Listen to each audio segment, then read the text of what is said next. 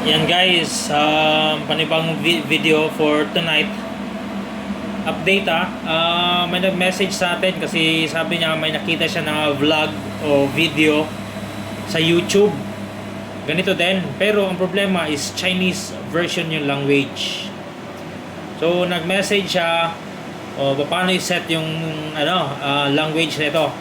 So dito guys, papakita ko sa inyo kung paano ito i-set, i-configure yung yung language niya.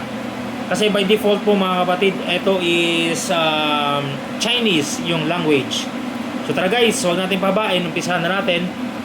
Unang-una, make sure po is power up natin. Ayan power up. Naka-power na. So silipin natin yung lengguwahe. Ayan guys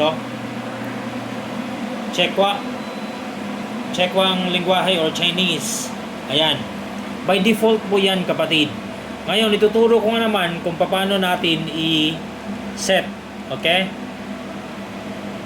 Kasi balik natin guys off muna natin. Balik natin sa para di tayo maligaw balik tayo. So nakita nyo na, Chinese yung language niya. Pinatay ko, buhayin natin ulit.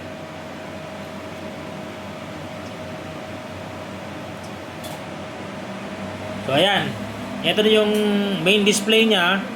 Ito sa lalim, ito yung options na button, di ba? Ganito lang po gawin natin mga kapatid. Hold press nyo lang po tong option na to. At least maximum 3 seconds siguro. Tara guys, hold press natin. Ayun may lumabas na guys. Lumabas na yung option, checkwa.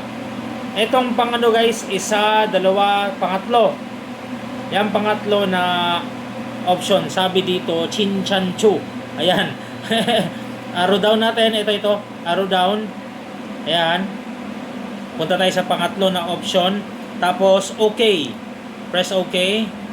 Diin natin. Diin dahil. Huwag na i-diin guys. I-arrow left nyo lang or scroll nyo hanggang makita nyo yung English na language. In this case, yung pinaka-left na option, yung pinaka-una sa left, yan yung English version. So ayan guys, ganun kasimple magpalit ng language sa ating OFW OTDR. So hanggang dito na lang mga kapatid. It has been your tech guide. My name is Chan. Same practice and make sure you do it yourself. Bye for now.